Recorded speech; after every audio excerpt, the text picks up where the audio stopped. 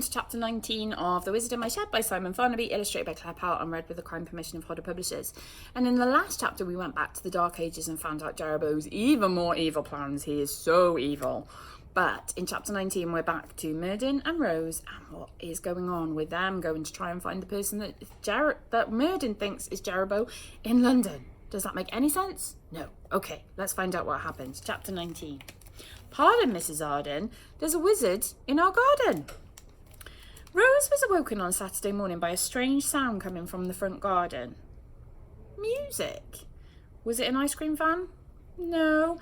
Someone was singing, a man with a very deep voice, and whoever it was couldn't sing very well. It reminded Rose of men who sang karaoke in pubs.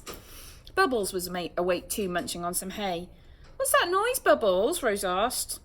Bubbles stared at her blankly. Bubbles? Hello? Nothing. Rose racked her brains. Had she offended him? She couldn't think how.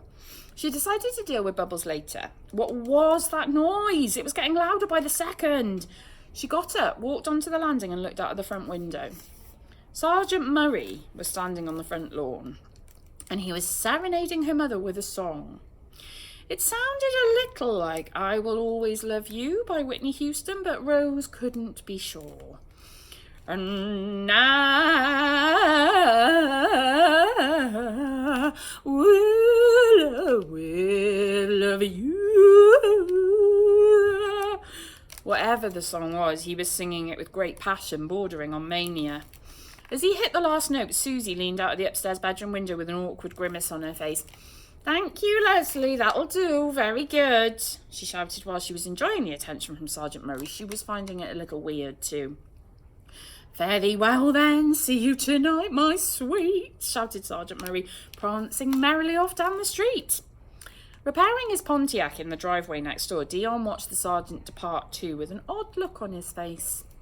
Rose pulled on some clothes, tamed her frizzy hair into a ponytail, grabbed Bubbles and went to see Merdyn, who was working feverishly in the shed, mixing up some kind of potion. There were bubbling pots and glass flasks on every shelf and strange mixtures stacked up in her mum's Tupperware collection against the shed's back wall. Are you working on my singing spell? Asked Rose hopefully. All in good time, impatient one. I have tonight's battle to prepare for first. I think Bubbles has stopped talking and I don't know why, Rose added. The pineth coneth spell only lasteth a few days, said Merdyn. I suspect it's run out. Can you renew it? I kind of miss him. Heaven forfend, child, Merdyn answered irritably. Singing spells, pinecone spells. I am a warlock. I have no time for such whimsy. He shook the bottle he was holding. Inside, the liquid turned blue to red to green and then went as clear as water. The air sizzled suddenly and Rose could have sworn she saw sparks. Merdyn's face lit up as if he'd just created pure gold. Ha! I've done it at last, he announced with vigour. The disenchantment potion, the trickiest, most feared spell in the land. I am so clever. With this I shall rendereth Jeroboam powerless, seizeth his spellbook and returneth home. Now, to practice. Rose followed as Merdyn strode out into the back garden. It was perfect timing as Susie was just heading into town. Rose had managed to persuade her to go to the hairdressers before their night out to the theatre, if only just to get the chocolate wrappers out of her hair.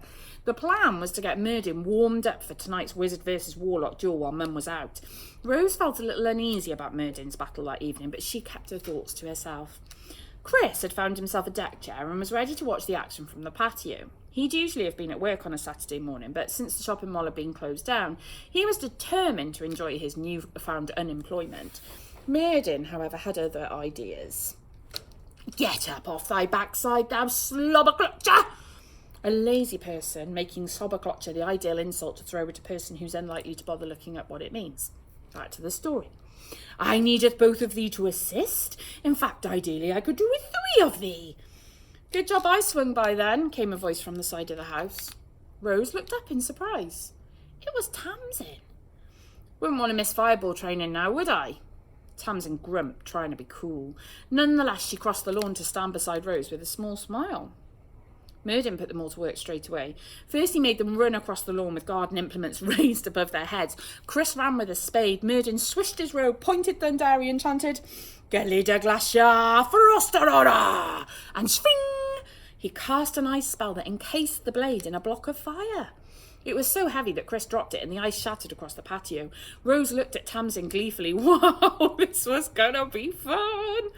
Tamsin and Rose were next. They ran in zigzags across the lawn, holding up a rake and a pitchfork. Boosh! Merdyn hit Tamsin's rake with a fireball. She chucked it aside quickly where it set fire to Rose's favourite pear tree.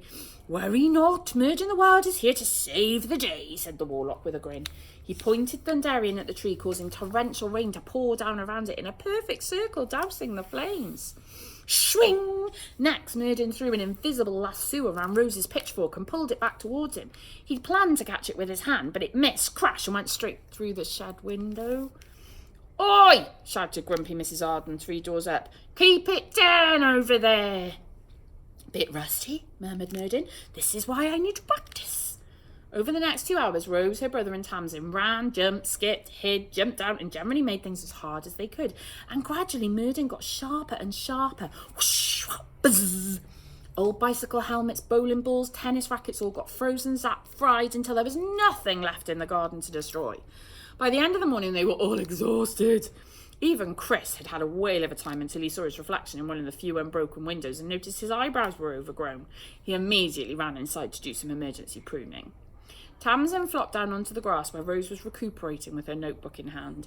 She was writing down all the herbs Merdyn had used moments earlier when he'd finally renewed the pinecone spell that made Bubbles speak. She tried to remember the incantation too. Primula veris speak inside out vernis opulus. Something like that. She may not be a W blood, but if Rose could master just this one spell, that would be enough for her. He's not so bad after all, is he? Tamsin admitted. This sure beats doing homework on a Saturday morning anyway. You do homework on a Saturday morning? Rose said teasingly.